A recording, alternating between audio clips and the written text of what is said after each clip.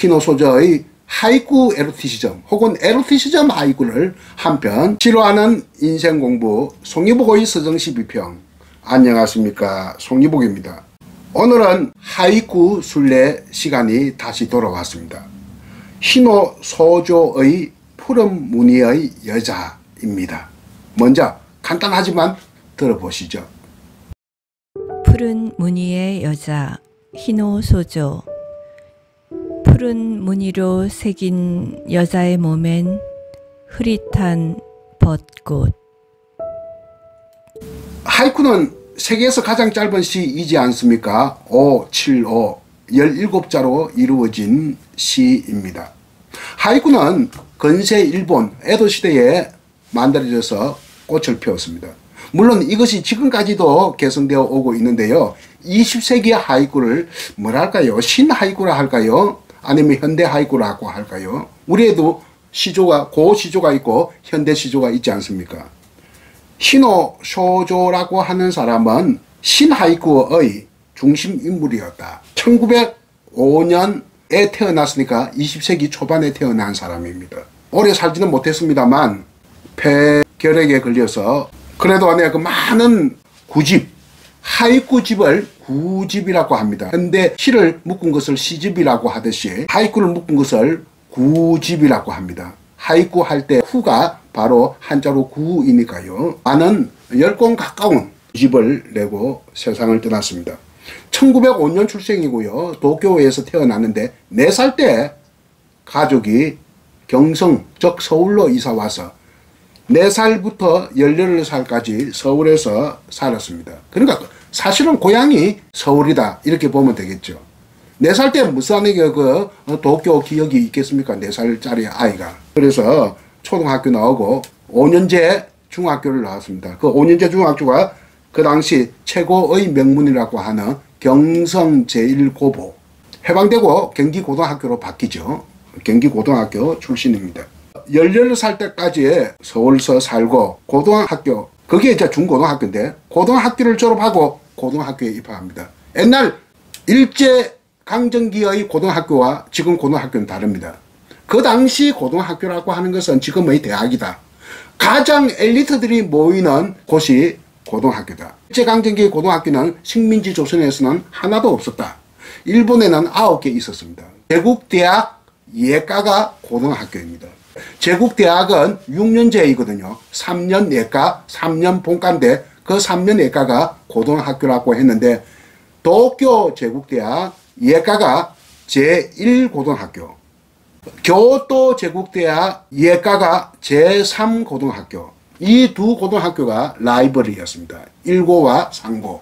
3고를 나왔습니다. 일본 속담에 이런 게 있습니다. 제3고생이면 애꾸라도 딸을 주겠다. 그만큼 천하의 수재들이 모이는 곳이다. 그리고 나서 그 3년 마치고 교토 제국대학 입학을 했는데 법학부를 나왔습니다. 그러니까 최고의 엘리트 코스를 밟았다. 경성 제1고보, 제3고등학교, 교토 제국대학, 법학부를 나와가지고 바로 졸업과 동시에 오사카 해상보험회사에 취직합니다. 회사원으로. 그러니까 승진도 잘 할 수밖에 없겠죠. 그 최고의 명문을 나왔으니까. 그러면서 고베 지점장까지 하고 폐결핵에 걸리다는 말 듣고 40년을 살 땐가 48세 때, 그리고 한 6년 후에 세상을 떠났는데, 그러니까 54살 땐가 그때 세상 떠났습니다.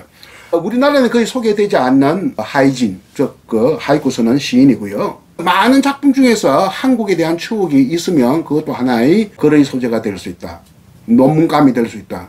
그러니까 우리나라에 소개가 거의 안 돼 있으니까 잘 모르겠고, 저도 이 사람이 어떤 사람이란 것을 야후 재팬을 통해서 들어가서 이렇게 알고 여러분에게 소개해 줍니다. 근데 일본 문학은 본질적으로 호색 문학이에요. 호색. 색을 좋아한다. 그러니까 여자를 좋아하는 문학. 그러니까 어떤 섹스를 소재로 하는 문학이 일본 문학의 그 본류 중에 본류입니다. 그래서 일본 문학의 특징 중의 특징이 야한 것, 호색적인 것이 많은데 특히 고전 문학이 더 그렇습니다. 현대 문학도 말할 것도 없고요. 그러나 하이쿠에는 그런 게 없어요. 바수에 어디 야한 게 있습니까? 고바야스 이사의 하이쿠에 여자 이야기가 있습니까? 없어요. 그 왜 하이쿠에는 그런 게 없느냐? 일본 고전 문학의 특징 중에 특징이라고 하는 호색적인 요소가 없느냐. 17자에 거기에 뭡니까? 계절의 변화, 추위, 뭐 삶의 모습들, 우주의 뭐 감각, 우주 감각 이런 거 담기도 어려운데 무슨 그게 여자가 나오고 섹스가 나오고 합니까? 그래서 그런 게 비집고 들어갈 자리가 없는 거예요. 17자 안에. 그러나 현대 하이쿠에서는 드디어 에로티시즘이 스며들기 시작합니다. 이 에로티시즘 하이쿠의 선구자, 창시자가 바로 서울이 고향이라고 하는 히노 소조이다. 이렇게 보면 되겠습니다. 그런데 제가 에로티시즘 하이쿠에 대한 글을 좀 썼어요. 한 80몇 자리인가 90몇 자리 썼는데 쓰고 나서 바로 이거 제가 9편의 그 하이쿠를 분석을 했어요. 그 중에 한 편을 지금 골랐습니다. 그래서 제가 이렇게 소개를 해드리는 겁니다. 9편 제가 분석한 것 중에서 한 편을 골라서 소개해드리는 것이 푸른 무늬의 여자. 하이쿠는 역시 우리 시조처럼 제목이 없죠. 우리 현대 시조는 물론 제목이 있습니다만 그 시조는 제목이 없죠. 하이쿠는 지금도 제목이 없습니다.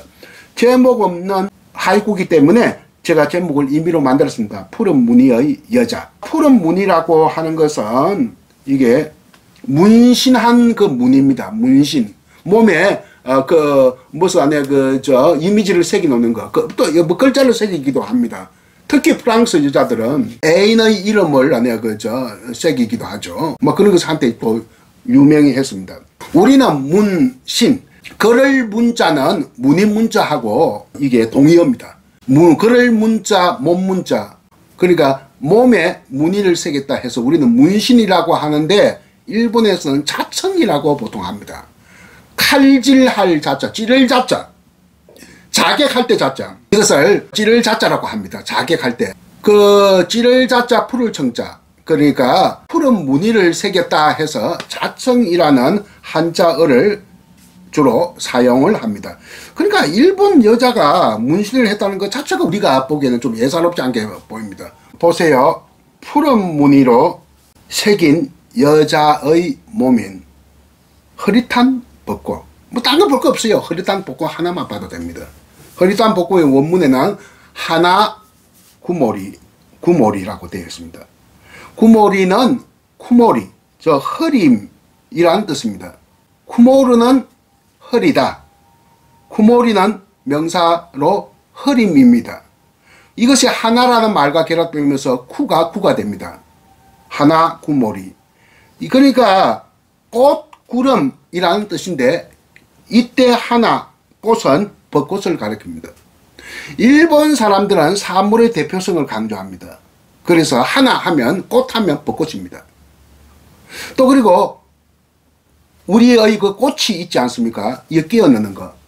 이 꼬치를 일본말로 당고라고 하는데 당고하면 떡꼬치를 말합니다.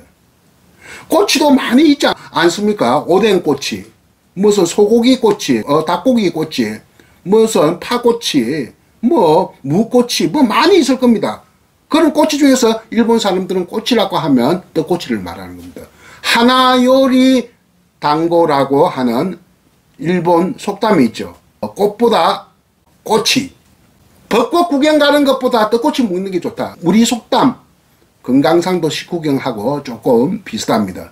실속 있는 게 뭐냐? 벚꽃 구경 가는 것보다는 떡꼬치를 맛있게 방 안에서 먹는 게 더 실속이 있다 하는 얘기인데 이것이 우리말로 하면 꽃보다 꼬치인데 이것이 우리나라에 와가지고 꽃보다 남자. 꽃 구경하는 것보다는 남자와 데이트하는 게 실속이 있다. 무슨 꽃보다 남자란 말이 거기에서 나온 말입니다. 하나구모리, 꽃 흐림.